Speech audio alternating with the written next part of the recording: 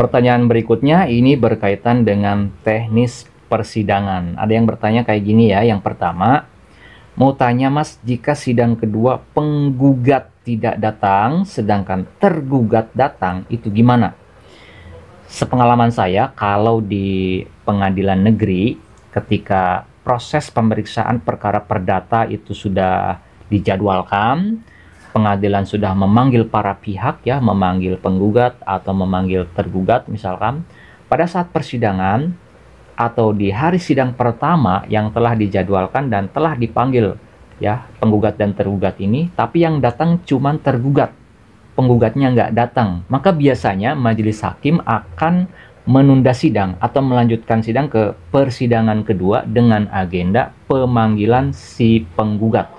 Jadi si penggugatnya akan dipanggil lagi untuk kedua kalinya untuk hadir pada persidangan yang telah ditentukan di persidangan kedua. Nah, sekarang gimana? Kalau pada persidangan yang kedua si penggugat ini nggak datang juga? Biasanya yang saya tahu dan lebih sering dilakukan oleh majelis hakim akan melakukan pemanggilan yang ketiga dan terakhir. Dan kalau memang benar pada saat persidangan yang ketiga penggugat nggak hadir, tapi si tergugatnya hadir, dan penggugat ini nggak hadir 3 kali berturut-turut. Sidang pertama nggak hadir, sidang kedua nggak hadir, sidang ketiga juga nggak hadir. Maka yang akan dilakukan oleh majelis hakim adalah menyatakan bahwa gugatan si penggugat ini gugur.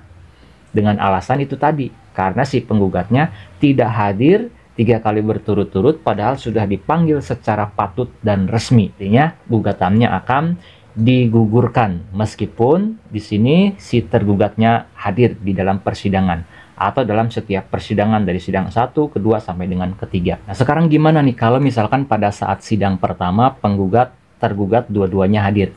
Tapi pada saat sidang yang kedua si penggugat nggak hadir, cuman tergugatnya doang yang hadir. Maka hakim tetap akan menunda sidang. Sidangnya akan dipending ke minggu depan dengan agenda ya misalkan si penggugatnya dipanggil kembali. Tapi kalau udah dipanggil, nggak datang nih si penggugat ini pada sidang yang telah ditentukan, maka biasanya yang lebih saya sering temukan, hakim akan tetap memanggil sekali lagi. Ya, selama 3 kali berturut-turut. Kalau nggak hadir-hadir juga ya, gugatan si penggugat akan dinyatakan gugur. Seperti itu.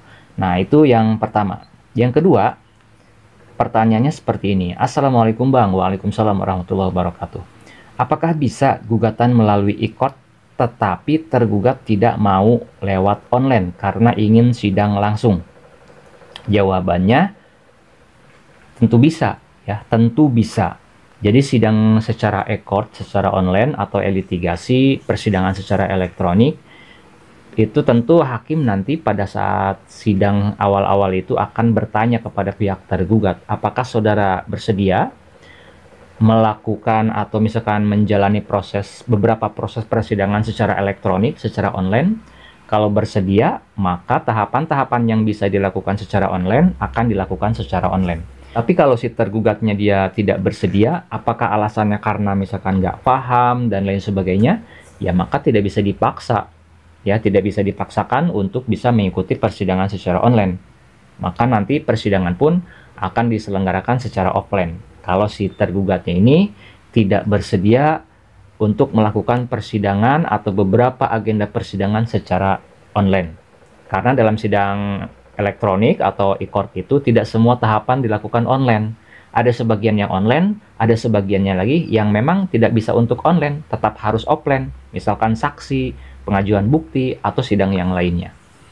Nah, kalau misalkan si tergugatnya bersedia untuk menyelenggarakan atau mengikuti proses persidangan, sebagian prosesnya secara online, maka dia akan diperintahkan oleh hakim untuk daftar akun e-court. Kemana? Ke PTSP, ke meja pendaftaran, atau ke meja e-court. Bilang aja mau bikin akun e-court untuk mengikuti persidangan secara online, secara e-court sebagai pihak tergugat. Nanti oleh petugas akan didaftarkan ya, emailnya, nomor HP, dan lain sebagainya. Silahkan berikan informasi untuk mendapatkan atau bisa membuat akun e-court.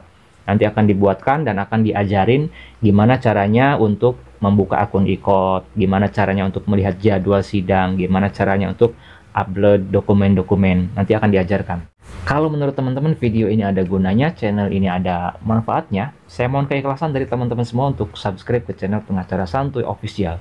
Bukan siapa-siapa, hanya Lawyer Deso. Sampai jumpa di video-video selanjutnya. Assalamualaikum warahmatullahi wabarakatuh. Ayo kawan, buka mata hati, kenal hukum biar hidup lebih pasti. Gak cuma buat orang pintar aja, semua butuh tahu biar gak salah langkah.